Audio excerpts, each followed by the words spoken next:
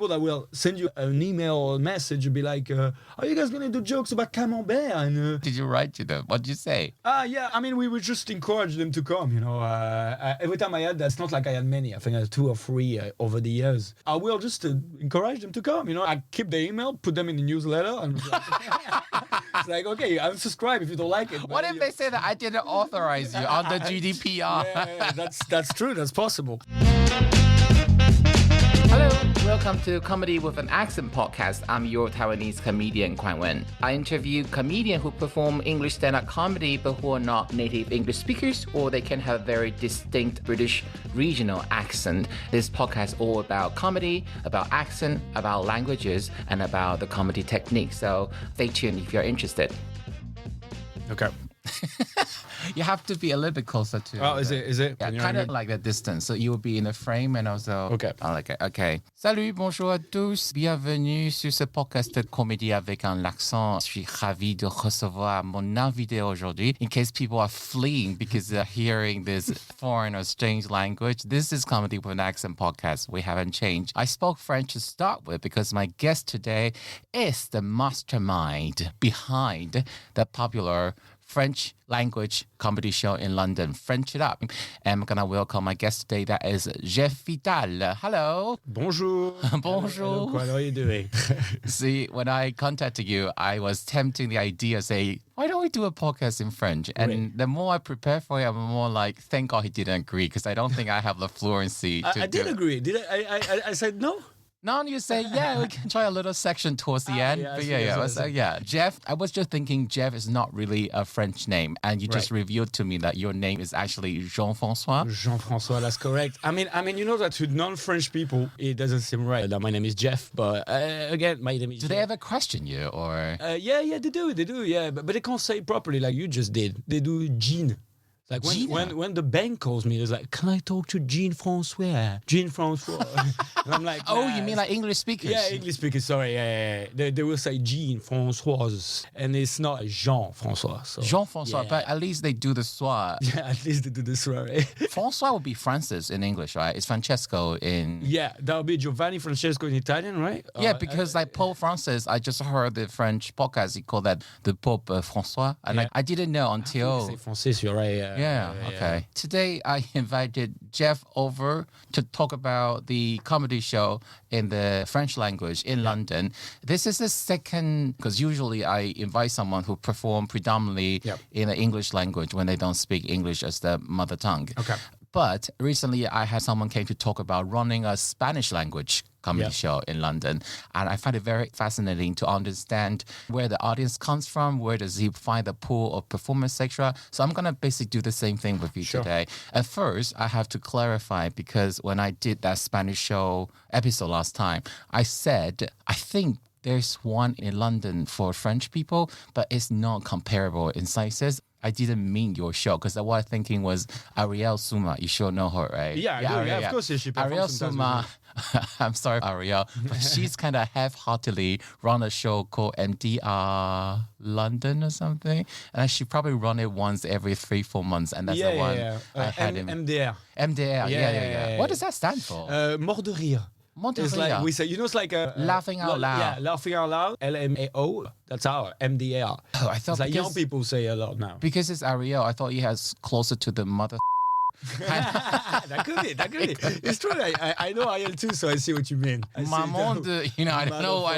Okay. So basically, French It Up comedy, you started it in 2016. Yeah. You come from a background of improviser, l'impro. Yes, Initially, exactly. yes. Exactly. And so it was started as a space for performer, and you were rather open-minded about different genre of comedy. Because, people can be quite narrow-minded and staying in their own lane. Like a lot of time, improv and stand-up don't really mix. They don't really mix. I'm going to describe what this French comedy club feels like. I went once. They serve charcuterie and cheese board.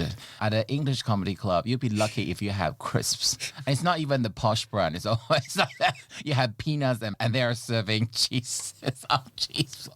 But it's a very interesting experience because I think I knew that through going to watch Sebastian Moss' show. Right. In his show, he was interacting with the people, the French-speaking people, majority of them French, in a room, and they were making fun of French people who didn't leave France. So in a way, I think it's important to highlight this is a French language comedy show in London, but the target audience have a different sense of humor compared to other Londoners, but also compared to people left behind in their motherland. Exactly. Yeah. These are expats. And This is a really different mind. You just described it. It's like they are not a French inside the country, and also I wouldn't say they're completely accustomed to British style, but they're really like those expat mid style. You know, it's really they may not be here because of a love for Britain. They may just here for a good contract, for a high salary job, and they bitch about the quality of food and weather here all the time. So they are half reluctantly stuck in this country, and they'd rather go watch something in their native language than in English. Is it fair to say like the people who come to the show, they were just looking for something in French? They're not necessarily comedy fans, are they? Yeah, that's true. It's just trying to capitalize on the fact that they want to see something in French. Also, the experience, you just described the book. They just want one night when they don't have to speak English. I know It's a relief. Like I would say that. Like sometimes if I can just have an hour or two not having to talk to someone other than in my mother tongue, that's really, really relaxing. Yeah, but okay, I get that what you're saying, but don't you think as well, it's more about, rather than being annoyed and be like, I don't want to speak English tonight. Rather than being like this, it's more like, I need my culture. I need like to get it through. And French, it's very... like it's a recharge. Oh, I mean, that language is very like, it's closed a little bit. You have to be honest. Oh, that's why a lot of like French people struggle to speak English. I see artists that they come to London, they can't speak one word of English. They come, oh, I'm so happy to be in London. Make some noise, London. And I'm like, that's all I can say. I'm like, guys, come on, like not even like a little sentence. I feel there's energy in the humor of French where it's like, I think people are like, they're willing to speak English, they're willing to get the culture, but it's really hard sometimes to just turn it on. And it's just easier. But you described it, but rather to be annoyed is more like, I'm just going to turn off my brain. Okay, I'm just going to... No, you're saying that it's a very, not say enclosed, but it's a very separate system. Yeah. You need to go back to retrain the muscle and recharge the energy from speaking the language. Yeah, from speaking the language, like what I can feel from French humor, like the French humor I know and the French humor of maybe those expats, it's like a bit of nostalgia in a way as well. I want the thing that connects to me, to my point of view. You described it. There's a lot of people like they work in London, the office jobs. So like that office comedy in French is a killer. When people come in and they're on stage speaking French, they go like, guys, I saw my KPI last week, and people are like, oh! I'm like, what is KPI? So does that mean that the majority of your punters will be on PAY? To put it nicely, office like desk workers, 100%. white collar jobs, most of them. White collar jobs. Yeah, there's like a lot of finance. There's a lot of marketing. And then again, it's just, obviously there's differences, but people in tech a lot more. I'm going to say something. I don't know if it's 100% true, but I think it's true. There's a very high percentage of French people hired in the banking finance industry in the UK, because in France, the difficulty of mathematics is a lot higher. So people in the UK are encouraged to study drama and politics, and French may do philosophy in high school, but their math are like hardcore, like halfway between the very low Anglo-Saxon standard and Asian standard. So French people, when they are trained well, they are very good mathematicians, and that skill is quite desired. And my friend complained about this because she hates working with French people. It's a bit unpredictable, but she said their maths are so good, the company ends up hiring so many of them. In the city of London. Like, yeah, okay. I wouldn't know about that inside, but I feel like you're right. I think the French school system in that way is really focused on math. I think so. Yeah. Also, math considers that indispensable skill. So, ironically, even though known for philosophy and good food, lots of French people are in London because of math and finance. But I think that's why I can feel from my audience again. I quite like what you mentioned. You say that the number one killer is jokes about office culture. So what doesn't go well then at French Comedy Show? What doesn't go well? It's a good question. Some shows. No, I mean, what sort of topics won't go well? What sort of topic won't go well? I mean, bashing the host country, is that a popular choice? Yeah, I don't like that much. Okay. Explain. please. I've been in London for 15 years and I MC most shows, not all of them, but most shows I MC them. I like to say that at the beginning of the show. I'm not in for the cliche of French people. First of all, because I don't want to alienate francophone. It's really important for me. There's like Algerian in the room, there's Belgium, there's Switzerland, Luxembourg, there's everything, there's a lot of Quebec. So when you talk about French people or just to French people, and we are French. Okay, so let me slow down here. Yeah. So where French is widely spoken, so it is a French-speaking show. Right. And easy to think that they're just people from France, but it's not 100% true because there'll be people from Belgium, Right. from Switzerland, probably from Quebec, Canada, from Morocco, Algeria, Tunisia, for example. Lebanon, yeah. And sometimes you will have performer, they just automatically say, "Don't we, les Français, the French?" And then some audience would be like, "I speak French, but I'm not one of you." I don't get that. Yeah, especially I don't know. It's true. I feel that. So I'm not in for the cultural comedy, and I think some people do it, but rather than trying the cultural comedy is. We are similar. We are all expats and we all speak that language. That's the connection. And then from that, we do a show. So how many of your audience are actually not from France? Do you have an idea? Yeah. I think it's about 20-30%. Really? That high? I think so, yeah. Again, I'm saying that, please don't worry. I know you're very keen on numbers. I just realized you're like 2016. I like that you know all the things. You had 90 people on the first show, Jeff. So I feel like your numbers is your I was thing. an accountant. Okay, I see. I work with the numbers. I see. No, I think the number is important in that it is a significant minority, which means, okay, without them, the show can function but not be as good. Yeah. But with them, then, you simply can't address everyone as one group. And that's the significance that even though they don't represent 50%, mentally, you have to treat them as absolute equal. You have to respect that this is not a home gig just about French people. It's about French-speaking people. Yeah. And people from France are very likely to forget about this distinction. I think I found the answer to your first question is what doesn't work. I tried it. I really wanted to keep going. It's not keeping going now. It's bilingual shows. We had like a monthly, something like that, maybe less, half and half. One set in English, one set in French, one set in English, one set in French. It's not working great. Why is that? Do you think that it's a bit demanding for us people to switch between two I think so. part of their brain constantly? I think so. Also, it's hard for the comedians I invite. But I wouldn't think it's an entire problem because there's obviously comedians that you invite because you invite comedians that don't speak French. I do that because I want to invite people that don't speak French in a show where people speak both. I'm in the audience. But then I feel like because culture is so different, the rhythm of the show and the style is just changing so drastically during the show that you have people, rather than switching, they switch their culture, understanding of comedy. They just laughed at somebody being very French style, I guess. And then we'll have something more Londoner. It's not that it doesn't work, but it's like, to me, it takes a bit of a little wave in the rhythm, I guess. You said it's harder to gel. So have you tried doing one section in French and one section in English? You mean like half a show? I tried that. Yeah. You know what happened? It's like, well. People leave. Yes! Yes, they left. Mais non, quelle horreur. They did. Mais- I was like, no way. No, but you know what? It's not like I did a second half in English. It's just more like I did two shows, really back to back. And the first show wasn't that long. And it was really open mic. And the second show was pro. And it was so good. But like, people came for the open mic and it was a bit, but they were... Open mic was in French. And it was like 90 people in the room. And the open mic, some of that, it was like a bit of bombing. But that's the open mics. I said it and they knew it. But then I was like, guys, there's a pro English night. You pay the ticket, you can stay. But yeah, half of them left. I mean, it's too bad, but they don't want to stay because they don't want to make the effort to switch. The culture, they all speak English. You don't think it's because they are not confident in their English comprehension? I don't think that's what it is. I think they think that they don't get it. I consume comedy in English. That doesn't mean my brain is wired as an English person, British person, but I make the effort because that's where I live. I make the effort when I don't have the reference to try to go in my brain or I go on Google after a show sometimes when I don't get something. He's talking about you, the thing you drink. Oh, you can buy in Sainsbury. Okay, he talked about you. Okay, I get it.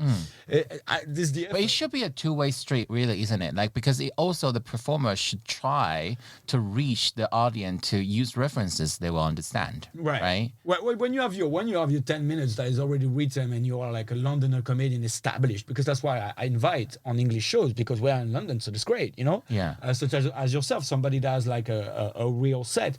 I won't ask that person to change his sets. It's okay to have the set. No, you won't ask, but I think personally as the performer, if Yeah. your show revolves around, let us say most of these expats live in London, a big city. So it's a very international city, which means that some very peculiar aspect of the British culture may be lost on them.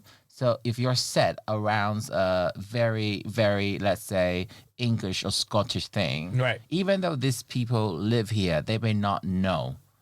For example, they may know Sunday roast, but if we go even further, I'm talking about the peculiarity of a Cornish pasty. Okay. Even though they live in London, it is not taken for granted they would have tasted or realized what's so special about a Cornish pasty. Right, okay. So you either explain or you find something that's easier for them to react to. Okay. I mean, it's true. You might be right. I might be naive about that because I see it from my own perspective, which is trying to understand other culture and being like, I think what could really be available at your show is that when I interviewed Tati McLeod, which Yeah. you also had before, Yeah. she said at her tour show, her own show, she realized a lot of people who came are not necessarily bilingual English, French people, but just people who move around all the time. So they basically live in a country that they were not born in. Yeah. So they understand the idea that you're living in a foreign culture and they are just interested in that switching and that migration history. So even though Tati was talking about moving back and forth between English and French culture, the patterns of migration itself was relatable to a lot of people that are migrating in all the different directions. Yeah. So what your show could really be, if all the performer pay more attention to it, is to have this rich source of people interested in cultural and cross-cultural differences. Yeah. It's just that the language you use is a French language, that's French. but it doesn't have to be everything is about metropolitan France. Exactly. I think you describe it very well. I think that's what it tends to want to be. Yeah. I had the complaint. Some people complained to me. I mean, not complain after the show, but before the show. People that they were not coming. No, haters. I'm not as big to have haters, but like people that will send you an email or a message and be like, are you guys going to do jokes about camembert? And But these people, are they like English people or French people? I'm not sure. It's DMs and stuff like that, but I think they're mostly French. They need a life. If they don't like it, they don't have to come. But they don't come and they make the effort, right? They need a life. They probably don't feel like anymore. These people need a life. Yeah, you're right. You said it in the first place. There's people that don't consume stand-up that come to my show. Yeah. And it's also, why do you come to the show? And that's why the branding is for that as well. It's like when you have something called French It Up Comedy Club, sometimes I have people coming in, I hear them saying stuff, oh, wow, that's cool. I can't believe I didn't come here. It's the first time I come in here. And you ask them, and you're like, how long have you been in London? 10 years. It's like, This is what I feel when I discover Chaperon's Pink Pony Club. What? Sorry, the reference too far. So basically, this singer Chaperon that blew up, but good luck, babe. Okay, but, I don't know it, but but the other album was released in 2020, and on the YouTube comment, lots of people was like, "I cannot believe I've missed this masterpiece for the past 4 years." That's exactly what I mean. Sorry, this is completely not relatable for Monsieur Vitale, man. Yeah, I'm still trying to connect the Pony dots. Club. I want to keep on dancing on the pink pony. That's the song. Okay, I will get it. Send it to me, please. I will listen to it after that. I'm ready for it. But How do you say pony in French, by the way? Pony. Pony. Un poney. Il n'y a pas un mot pour bébé cheval, non? Bébé cheval. It should be bébé cheval. We should change it to bébé cheval. I will call all the French people, guys. We don't say poney. Say bébé cheval. Bébé cheval. Why don't we say baby horse, though, in English? Good question. That's your question.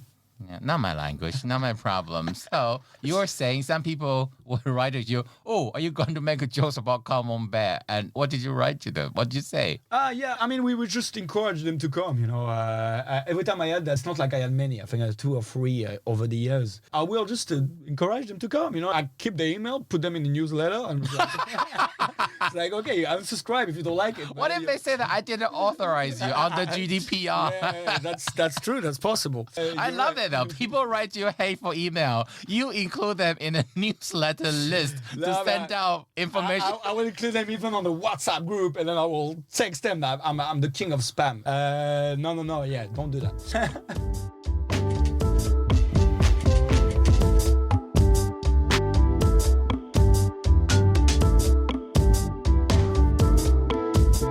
You maybe asked this question quite a lot of time, but why did you set up this French comedy show? Basically, I had a friend where we did the improv company together. We talked about stand-up. We were interested about stand-up. Oh, let's do a stand-up show. Back then, we didn't know, like it's 2016, I didn't know much about stand-up, just watching a lot of American stand-up myself. I just didn't know how to set up a show. And first, it was one show every 4 or 5 months, I guess. And it was like 10 to 15 minutes long sets to people that never did stand-up before.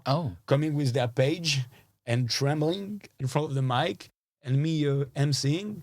Make some noise in French, and there are maybe like 20 to 40 people in the audience. That was 2016. And then from that, it started to pick up. We started to have a community around that. But were you not tempted to, because surely you would have your regular, whatever show, whatever space, whatever thing that improvers meet up and perform. Yeah. Were you guys not tempted to just put on a stand-up show using the same name under the same umbrella? Or was it because other improvers were not interested, so you have to venture out and started your own venture? Yeah, it's because you want to segment things, right? The group is called FBI, French British Improvisation, and it's exclusively improv. And it's it was just good to create something next to it. It's like you would like to extend your activity and do a podcast or do a show. That would be two different things, and I think that's what. But did you bring it up with your fellow improver, or you just you did? They were there. A few of them, they were from the team.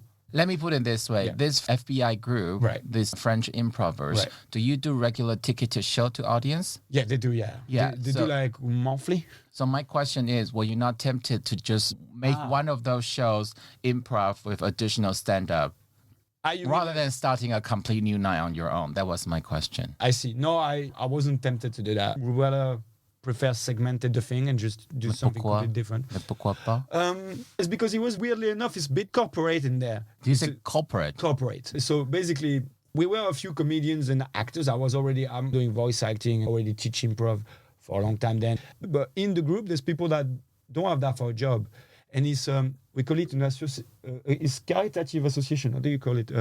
Charity. It's a charity. Okay. So there's a board of deciders. It's about 20 of us. By corporate, you mean that it's probably a bit bureaucratic? It's bureaucratic. Sorry, that's exactly what I meant. Okay. Merci. Il y a l'administration, il y a des gens qui font des décisions. Exactement. And so if you start to go like, hey guys, we're going to do a show. So like innovation, experimental ideas, they look at you and say, mais tu rigoles? It's more like you're rather doing things that me, I'm very like that. I'd rather trying to.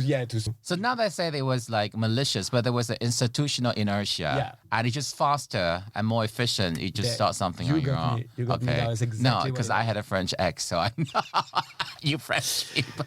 Also, it's funny, but it's not just that. It's because the people who are not actors or comedians or intermittents du spectacle, as we say, they were intermittent spectacle. C'est joli ce mot-là. Teach me a little bit. I don't never heard of it. It's actually status. They get paid for it. It's like in France, you get paid for your hours as an actor, actress, intermittent du spectacle. And then when you do that, you get more money, but there's like the government covers you if you don't work this You have to explain more, because this concept is absolutely alien to the English-speaking world. Okay, so when you are in performance art, because actors quite often are between jobs. Right. So after you finish this contract, your next job may be months away. Exactly. And in the beautiful, bureaucratic, yet respectful for artists world of France, the government Yeah, so but you summers, I just did. That's what it is. The government just I never did it, so I don't want to say it the wrong way. I know it from outside, from knowing friends that do it. Just the government pays you a basic state of hours. I apologize if that's not the truth, but I think that's what it is. And then from that, you just work more, or you check your hours, and that's how you get your money in, right? Because they're like reducing the financial risk. Rather than here, people who have rich parents are more likely to pursue art because they know when they are out of job, there's money coming in. Right. Yeah. When you don't have a job, you're not getting paid, right? There's no holidays for us, right? Yeah. Does this cover comedians right now? I mean, intermittent du spectacle. Oh my God. They're like mind blowing for the comedian listeners. Like, what? Yeah. We need to understand France a little bit more. But then you need to get your status. So I think some of them, when you start getting to it, I think it takes 2 years, 1 year or 2 years. Okay. Back to the other side reality of France. So how did the show start to become more popular? Because you attract people from this expat community, and according to an estimate, there are about 300,000 to 400,000 French-speaking people. Some people say it's the fifth city of France. Six? Oh, sorry. Yeah, but I like that you have your facts right. No, but the fact came from 2014. That's before Brexit. I think it became fifth. That's before Brexit. So I would think logically after Brexit, it should be a dip. I don't know. I heard about the fifth one. And then again, I'm not sure that's true. But like I heard about sixth, fifth, whatever. So it's the side of Grenoble, I think, something like that. No, it's bigger than Porto. That's what I heard. Is it? Yeah.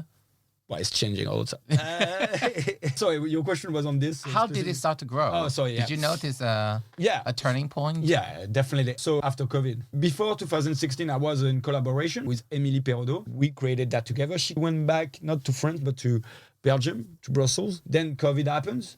And then when I came back from COVID, I just wanted to start something new because I was on my own and get more people in. And then I got a contact from, I think you met him, Fab, Québécois. Yeah. I got his contact. He was arriving in London during lockdown. And from then, I want to do it at least 3 times a month. New, fresh start. Everybody comes out of the lockdown. Let's do it. Let's put everything in there as well in energy, and will. At the time, it was just something on the side.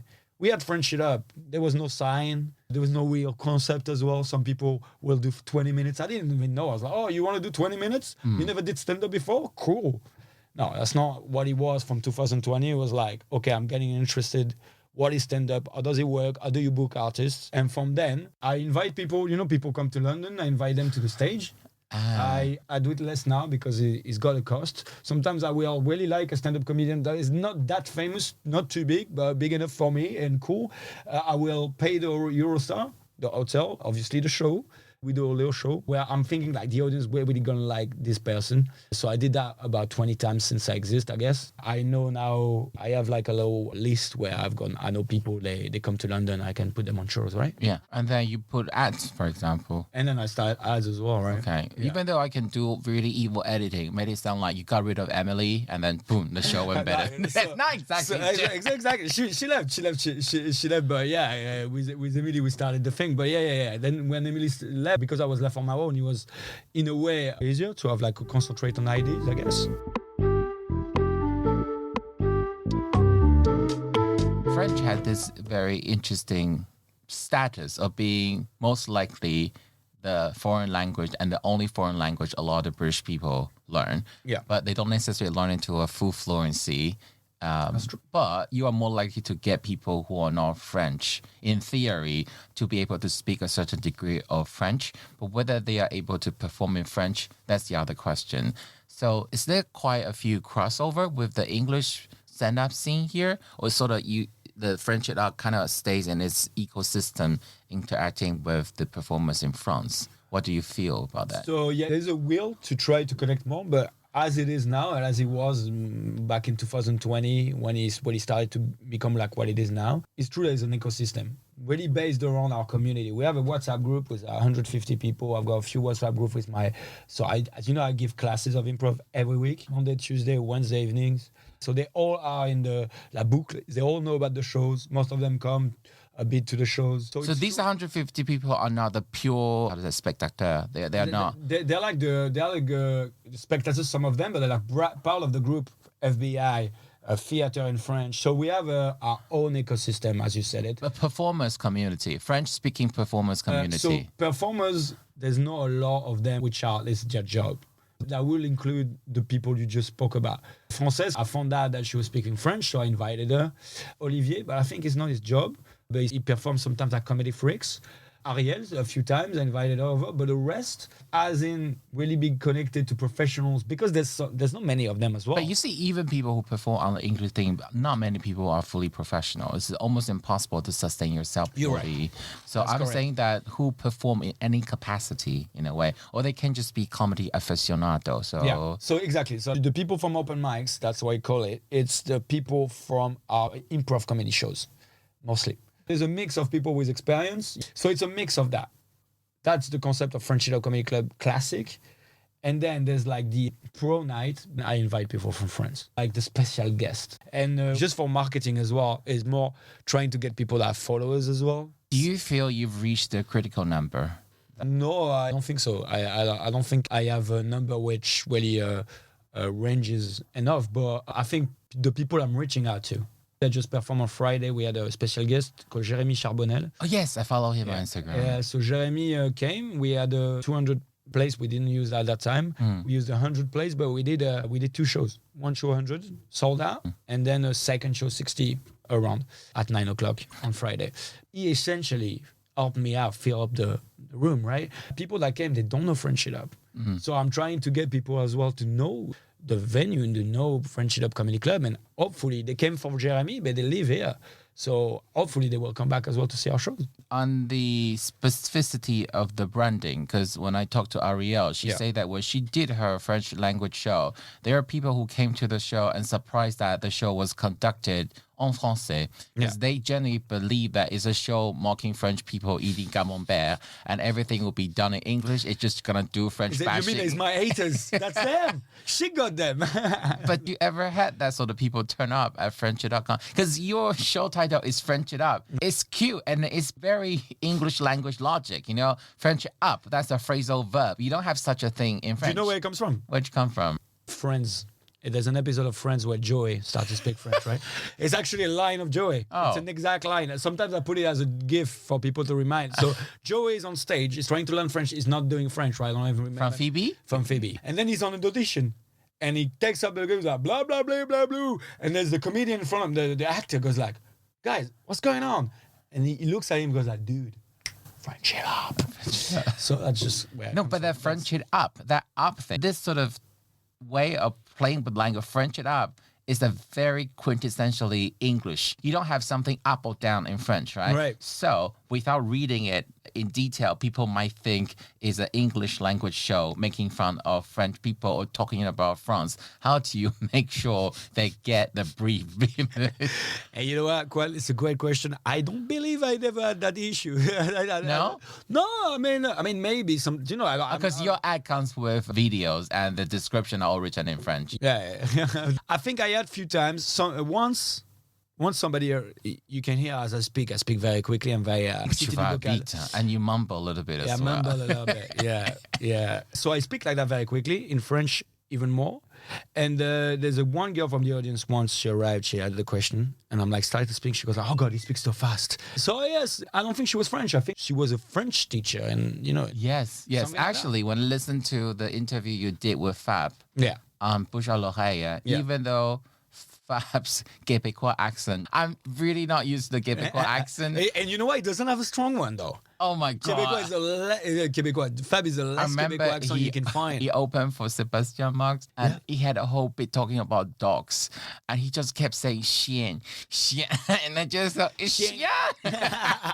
Oh, you were there on that show. Yeah, okay. But on that podcast interview, I understood everything he said, but you speak way faster than I'm used to. I had to go back and put it to 0.75 just to listen to your version. So this links to my following question. Okay. If someone is not exactly sure about, they may have like a fluent level when they did the GCSE, they're kind of interested in coming to the show. They're not confident how fluent their French actually is. Okay. What would you say to them? We joke a little bit. I'm not gonna lie. We pick at them a little bit. Yeah. You will be made fun of. In a gentle way. Yeah, I'm asking the question. Who doesn't speak that much French? Just come on right up. Okay, what's your name? And then we chat, we crowd work, and I think we make it benevolent. I tend to believe. I don't overthink it. We need to make people laugh and have a good time. It's really the focus. I speak French and I love that language. I work most of my week in French as well. It's simple in my head to have that show. But at the end of the day, I love comedy rather than I love the language. And that's just the way I portray that comedy. That's it. Yeah, I think as another non-native English or French speaker, people who are interested and you're trying to find an occasion where you can sort of brush it up and revise your French, I would say just go to the show. Just go once. Yeah. It's not going to kill you. If you can afford to live in London, you can afford to go to one show. Yeah. And you absolutely hate it, then don't go. But I would say go in without the expectation you're going to understand 100% every single word. Because the truth is, the first time you go, even if you only understand 15%, that experience makes sure the next time you go, you understand 25%. And it will build up. And even though there will be references that's law, it's a very very friendly atmosphere in that the performer, after their set, you can just go talk to them and say, I didn't understand that what you just said. Can you teach me? It's actually a very natural, and you can't find a better environment to learn a language because you're fully immersed when the language is used in the most natural, but then succinct and then masterly crafted way. I don't know how to say. I think it's much, much better than take your French lesson book and say, Monsieur, pardon, s'il vous plaît, où est la bibliothèque? It's just a lot more useful.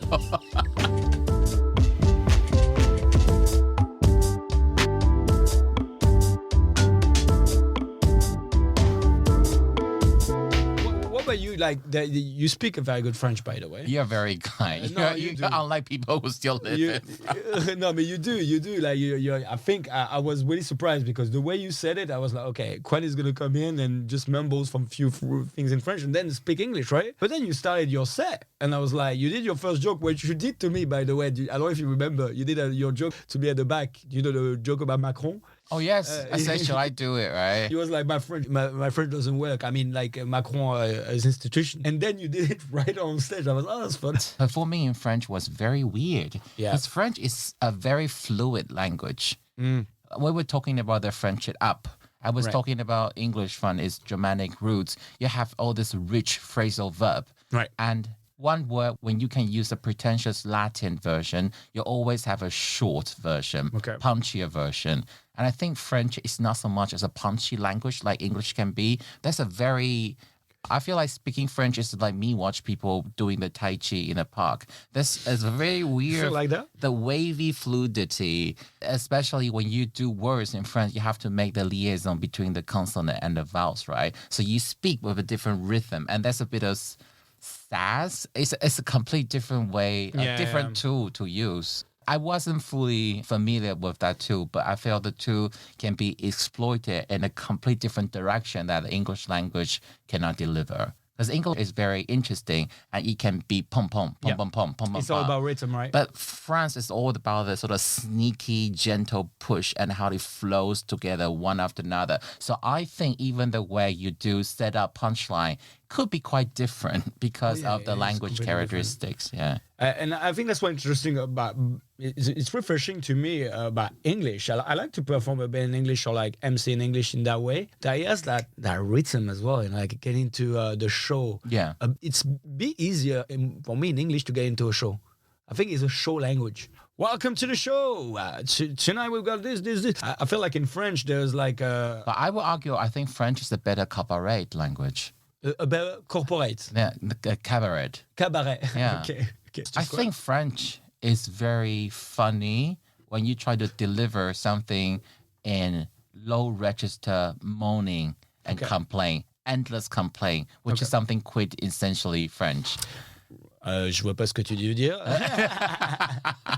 But I feel like a psychotic completely losing your shit, shrieking, can be a bit more powerful if you deliver that in English. I think you can be very angry in French for sure, but talking about complete schizophrenic, that delivered in English for me is funnier. But for this, all this gentle, it's like it's endless, like frowning. That for me, maybe I'm just more used to it. Yeah, but that's what the French language has its forte at. Is the point of view as well of the exterior you have? I feel like a lot of people describing French language, we always sound like very sexy at the terrace, like blah blah blah blah blah blah. Obviously, as a French speaker, I'm inside that language.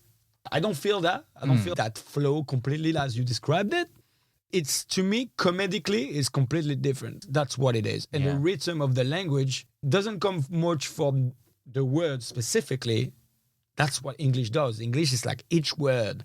It's like, it sounds like you said, like a little to me. And then French is more a whole, I guess. Do you think that French comedy show in the French language in a way, maybe not help cure, but alleviate the pain of homesickness? Is that a bit too sentimental? You gotta repeat that. What do you mean by that? So people might be homesick. Okay. And they cannot just make up their mind to move back. But being able to come to this show every now and then makes it better. Yeah.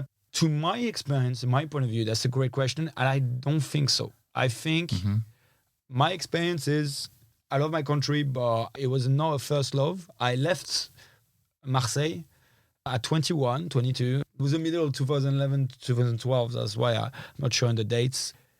And it was refreshing. It was finding myself, becoming an adult. So I am a Londoner. And I feel like I am a Londoner. And this is not to say that I'm creating friends in London. I am using the language I know I grew up with, I connected with friends with, I connected with improviser with audiences with. And I use that to do a show. That works, hopefully, yes, for me, but I guess for other people to connect. So yeah, I don't see it as trying to bring home. I'm seeing it as home is all of that. Because you live a third of your life here. Yeah. You can't just be seen as an add-on to... Right, yeah. But what makes it different? Because some people, they say, I was one of those internet forums, say like a lot of French people will come here in their 20s and they will experience being sort of adventurous, but eventually they want a better quality of life. So they move back to France for better food, bigger space for their housing, raising children. It is a pattern. It's not everyone, but there's a good portion. I've got friends that did that just last year. So, and what set you apart from that choice? And you see the crowd in the French comedy show. Some of them probably will go back to France at some point. Right. How many of the audience in your show you think are here for stay? What do you think? You know, I don't have the good answer to that. I feel like you described it. I feel there's a lot of people leaving and then there's people coming. Just, you know, it's the same as a cycle. I feel a bit different from that because I don't have my own family like my friend just left with because they have kids and because of that money experience. So I feel like this is always going to be there. I feel change, maybe I'm naive again, but I feel change is not one way, which is we know the pattern of change and that's how it goes, which is it's going to be more expensive and that's going to change that way. No, I think change is always surprising. We just don't know the way London is going to attract more. I tend to stay here for the reason I love the city. I sometimes hate it, like everybody. I sometimes find it difficult, but I found in the way my little bit of an island, the fact that I think friendship is growing as well and I really want to be here to see that. Okay. As well. So in summary, people come, people go, but Friendship Up is here to stay. Wow. That's a good and then like, what to digest your sort of French blurbing. It's all chaos.